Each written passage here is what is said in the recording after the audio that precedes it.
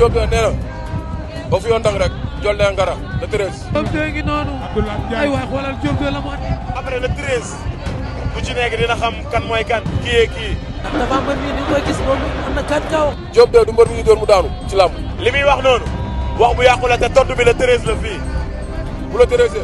Jole mooy ñëw Diop de ñëwul la Jole mooy ñëw borom soo bi. waaw mi ngi soog am combat mi ngi doog a bëri dafa mbër. jàpp na sama tànk ma daan jàpp naa tànk daal. la fay xew. nee ko duñ ko ko wax dañ ko koy wan. te bii combat bi leen dong moo ci war muy du ma daan te incha allah rabbi du ma dinaa daan bu neexee yàlla suñu borom. bu lamb waxee dëgg du mën ak ñii. ñaar ñoo xamante ni dañoo mel ni dañoo xiifante woon. ay athlète dañuy ay combattant dañuy poñante ay combattant ku ci ne da ngay wane envie bi nekk ci yow. envie bi nga bëgg li nga bëgg a def da nga koy génnee wane ko ñu gis ko ci yow mais ñoom ñoo ñu taamal xeex mais gis nañu ne Liss Ndiago def na ko. mais bi mu ko defee loolu yëpp daf lay wan ni moom bëgg na daje ak aada ci saasi parce que Liss buy wax ak aada sax da ngay xool kanam gi. day mel ni kuy bëgg a jooy parce que day bëgg li waaw xam nga. loolu da lay wan ni envie bi quoi ak ñeme gi mu ñeme aada. waaw tey dañ ko yab te maa ngi soog a gis aada respecté ñi ko yab. waaw aada de commencé na déggal ñi muy waxal de. ñi koy conseillé commencé na leen a déggal de. ndax tey ilaat non waxuma la tey sax dafa def maanaam yëfu man damaa jaaxle. parce que man Liss bu ko provoqué ci loolu aada da ko ciy fekki. bi ñuy tegaat image bi muy kaji leget bi yooyu yëpp c'était pour génnewaat liw aada orgueilam mais gis nañ ne c'est mu ngi garder calme mi ngi garder sérénité am. combat la boo xam du yomb ay xale koy bëree. te lamb ji war naa mën a yokku lamb. war na mën a yokku lamb war na mën a yóbbu lamb fu sori. waaw te lamb bi yi fi yóbbu woon lamb. ci kaw fu sori presque rek ko yóbbu woon ci fu sori. kon ñun nag am nañu sas am nañu charge. boo xamante ne nii chance la ci ñun. ñu war a mën a yóbbu làmb ci niveau bi nga xam ne foofu la ko paay yóbbu bàyyi ñun ñu yóbbu ko feneen te ñu ngi ci yoon bi parce que ñu ngi koy liggéey wax dëgg yàlla ñu ñëpp gaa yëpp fii ay jàmbaar lañ loolu daal laa amoon lu ma leen wax ay ku wax ci bëre Ada Fass ak Liss Ndiago Liss Ndiago mooy mbër bi bëre ci biir combat bi fu ko bëre fekk mu bëre Liss bu doon dóor nga jàpp ko sax mu bàyyi dóor bi bëree ak yow Ada Fass nag yaram bi foo ko laal ci yaram bi bëre la. boo leen doon jox 50-50 wala. 50-50 laay leen di joxe ci làmb ji ci bëre. mais ci xeex Liss Ndiago ëpp tuuti chance. 50-50 en lutte. bu fekkente ne dañuy dem en bagarre 60-40. d'accord 60 pour Liss 40 pour Ada ci bagarre. ñu dégg ko mu ne combat bi la gën a respecté ci biir combat mi ngi soog a bëre ak moroomam. Ada loolu lan lay tekki wax. wane na ko sax man gis naa ne sax mi ngi koy wane ci face to face bi mi ngi wane ni combat bi fonk na ko mais tamit ki muy bëreel. moom day signaler gauche jaar droite da lay wan ni bugguma li may def da lay wan ni yaa ma mën ak yooyu nga def lu wax mais champion la ndaanaan la ci biir géew c'est un vrai sportif c'est un vrai combattant il a l'esprit d'un combattant ci biir géew waa 2S nii lañ mel teg dañuy fay télé yi gis ngeen lamp yeeg nii lañ mel yàlla na yàlla def jàmm ci côté xeex Liss Ndiago mooy favori ci côté xeex bu dee lamb ji dafa jeexee ci xeex non kon mën naa ne Liss Ndiago moom mooy favori. d'accord léegi actualité bala ngaa dem mooy Reug Boy Niang ñu gis ci am ndax mënuñoo wax ak yow tooñ nañu de tooñ nañu trop ni mel lii ñuy def baaxul làmb ñi koy yàq des fois ñi ngi ci biir làmb dafa neexut a wax tooñ nañu trop am na yoo xamante ne ni dëgg la liggéey la yëfu feneen la mais ñun comprendre nañ de am na yu bëri yu ñu xam yu nekk ci suuf am na yu des fois mbër ñun nag te yooyu sax ñun presse bi dañ ko war a bàyyee nëbb des fois mbër gaañuwul génn final dafa gaañu ñun ñoo koy nëbbal léegi yooyu désormais bu weesoo bii nii bu Reug bi jàll na duñ ko yoolee wóorul di kon Reug gaañuwul bu Reug bi jàll na duñ ko yoolee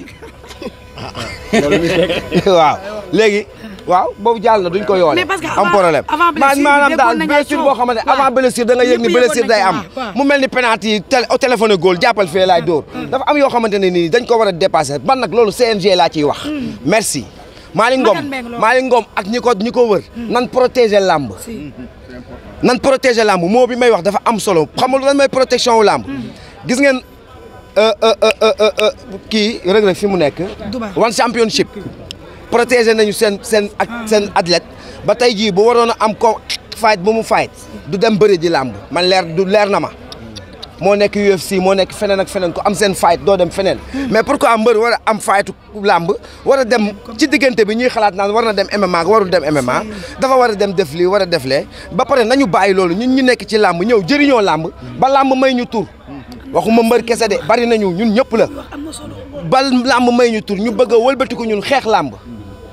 te ñii xeex làmb ci làmb la ñu soqi koo ñii xeex làmb ci làmb la ñu nekk waxuma intellectuel yi toog di wax de li ma lay wax ni ay acte la yuy am ci biir làmb da ngay gis nit koo xamante ne comment se fait-il un ku toll ni Zarko am combat ñu fay ko 50 et quelques millions nga woo ko fay ko cachet boo xam ñemeetu ma koo wax ci télé bi cachet bu minime pour mu war a dem xeexi ji après bu demee xeex bu blessé kan mooy yàqule nañ waxante dëgg li dal Zos bu daloon Zarko wala Ada Fass kuy perte mais nañ waxante dëgg Malick Ngom laay interpellé ci foofu na protéger làmb nañ ko def mu serein mu sérieux bu mbër bu jëlati cachet amatul kii amatul kee dootoo dem di xeexal kii que ce soit tant que sa carrière sa combat passé wul parce que am na yoo xamante ne yàqal làmb la te ñun ñu nekk ci biir làmb ñoo koy yàq je suis pas d'accord amaana nag waxati naa ko coow li dina tàmbali lu ne dinañ ma ko wax mais man je parle pour l'intérêt de la lutte waxuma pour sama intérêt aw ma ci benn njëriñ mbër bu jël cachet dem bëre wala bëre wa bëreewul loolu aw ma ci benn njëriñ jëriñu ma dara mais pour intérêt làmb pour sunu mbër yi ñu mën leen a protéger beneen mbir bi Zarko force à toi ñu ngi lay encourager parce que adduna dafa doy waar et l'erreur est humaine fii ku ne da ngay juum mais nit bu juumee bu paree dañuy fàtte ni juum na fii ku nekk juum nga fii ci dëkk bii ñu nekk ci dëkk bii ñu nekk ku nekk juum nga fi ñu ànd ak yow baal la ko gu nekk ak yow ci li nga bëgg Zarko nag sunu doomu réew la dafa demoon xeexi ji moom ak keneen tey jii ay doomu Sénégal a ngi ci àll bi ñu di leen di rey di leen def yu metti te kenn du ko yëg di leen tëj ci kaso yi te kenn du ko yëg Maroc ñaata doomu Sénégal fa nekk ci kaso yi ak feneen ak feneen ak feneen suñu doomu réew def na erreur kenn àndu ci ak moom tout le Sénégal dañoo ne Zarko dafa yabaate d'accord nañ ñu def li mu def waru ko def mais bu loolu weesoo jeex na une faute avouée est à moitié pardonnée Zarko wax na ni moom moo juum na mais buñ ko rey ku ci nekk di génne ay secret lu nekk ñu bëgg ko defal Zarko bëgg fee génne ay détails yoo xamante ni ay suli mbóot la te fii bu ñu suli woon mbóot yi mu gën a ñaaw man mbóot yi ma xam su ma ko génnee lépp bàyyi noonu ba benn dinaa joxe yeneen mbóot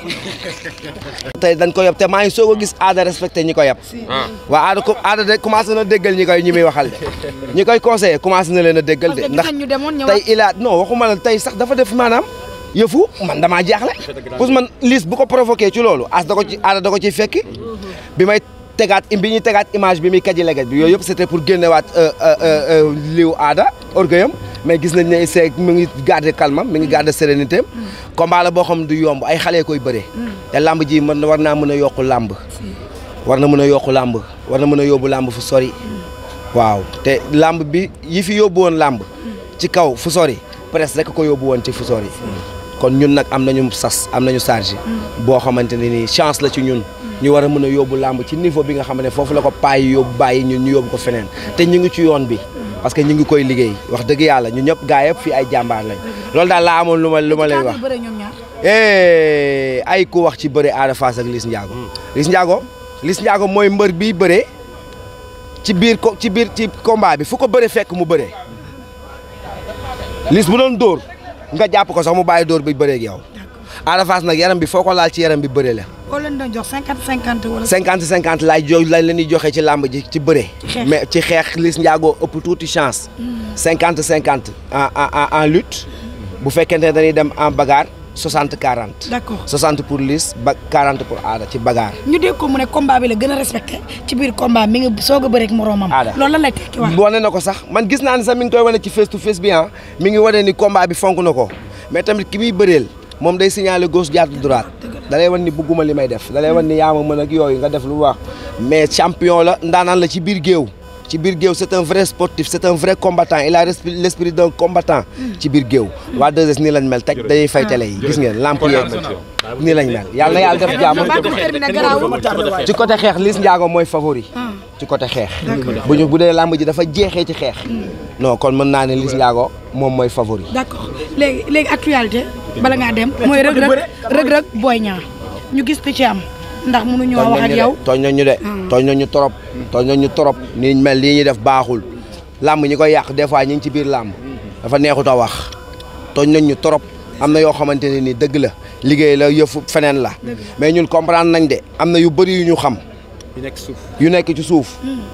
am na yu des fois mbër ñun nag te yooyu sax ñun presse bi dañ ko war a bàyyee nëbb des fois mbër gaañuwul génn fi naan dafa gaañu ñun ñoo koy nëbbal léegi yooyu désormais bu weesoo bii nii bu rërëg bi jàll na duñ ko yoolee waaw wóorul di kon rërëg gaañu bu non bu rërëg bi jàll na duñ ko yoolee waaw léegi waaw boobu jàll na duñ ko yoole am problème maanaam daal blessure boo xamante avant blessure da nga yëg ni blessure day am mu mel ni penalty yi téléphone góol jàppal fee laay dóor dafa am yoo xamante ne nii dañ ko war a dépasser ban nag loolu CNG laa ciy wax merci Malick Ngom ak ñi ko wër nan protéger làmb nan protéger làmb moo bi may wax dafa am solo xam nga lan mooy protection wu làmb gis ngeen kii Reug Reug fi mu nekk one championship protéger nañu seen athlète ba tey jii bu waroon a am ko fight bu mu fight du dem bëri ji làmb man leer na ma moo nekk UFC moo nekk feneen ak feneen ko am seen fight doo dem feneen mais pourquoi mbër war a am fightu làmb war a dem ci diggante bi ñuy xalaat naan war na dem MMA ak warul dem MMA dafa war a dem def lii war a def lee ba pare nañu bàyyi loolu ñun ñu nekk ci làmb ñëw jëriñoo làmb ba làmb may ñu tur waxuma mbër kese de bari nañu ñun ñëpp la ba làmb may ñu tur ñu bëgg a wëlbatiku ñun xeex làmb te ñii xeex làmb ci làmb la ñu soqi koo ñii xeex làmb ci làmb la ñu nekk waxuma intellectuel yi toog di wax de li ma lay wax ni ay acte la yuy am ci biir làmb da ngay gis nit koo xamante ne commencé feetil un ku toll ni Zarko am combat ñu fay ko 50 et quelques millions nga woo ko fay ko cachet boo xam ñemee taw ma koo wax ci télé bi cachet bu minime pour mu war a dem xeexi ji après bu demee xeex bu blessé kan mooy yàqule nañ waxante dëgg li dal Zos bu daloon Zarko wala Ada Fass kuy perte mais nañ waxante dëgg Malick Ngom laay interpellé ci foofu na protéger làmb nañ ko def mu serein mu sérieux bu mbër bu jëlati cachet amatul kii amatul kee dootoo dem di xeexal kii que ce soit tant que sa carrière sa combat passé wul parce que am na yoo xamante ne yàqal làmb la te ñun ñu nekk ci biir làmb ñoo koy yàq je suis pas d'accord amaana nag waxati naa ko coow li dina tàmbali lu ne dinañ ma ko wax mais man je parle pour l'intérêt de la lutte waxuma pour sama intérêt aw ma ci benn njëriñ mbër bu jël cachet dem bëre wala bëreewul loolu aw ma ci benn njëriñ jëriñu ma dara mais pour intérêt làmb pour sunu mbër yi ñu mën leen a protéger beneen mbir bi Zarko force à toi ñu ngi lay encourager parce que adduna dafa doy waar et l'erreur est humaine fii ku ne da ngay juum mais nit bu juumee bu paree dañuy fàtte ni juum na fii ku nekk juum nga fii ci dëkk bii ñu nekk ci dëkk bii ñu nekk ku nekk juum nga fi ñu ànd ak yow baal la ko gum nekk ak yow ci li nga bëgg Zarko nag sunu doomu réew la dafa demoon xeexi ji moom ak keneen tey jii ay doomu Sénégal a ngi ci àll bi ñu di leen di rey di leen def yu metti te kenn du ko yëg di leen tëj ci kaso yi te kenn du ko yëg Maroc ñaata doomu Sénégal fa nekk ci kaso yi ak feneen ak feneen ak feneen suñu doomu réew def na erreur kenn àndu ci ak moom tout le Sénégal dañoo ne Zarko dafa yabaate d'accord nañ ñu def li mu def waru ko def mais bu loolu weesoo jeex na une faute avouée est à moitié pardonnée Zarko wax na ni moom moo juum na mais buñ ko rey ku ci nekk di génne ay secret lu nekk ñu bëgg ko defal Zarko bëgg fee génne ay détails yoo xamante ni ay suli mbóot la te fii bu ñu suli woon mbóot yi mu gën a ñaaw man mbóot yi ma xam su ma ko génnee lépp bàyyi noonu ba dinaa joxe yeneen mbóot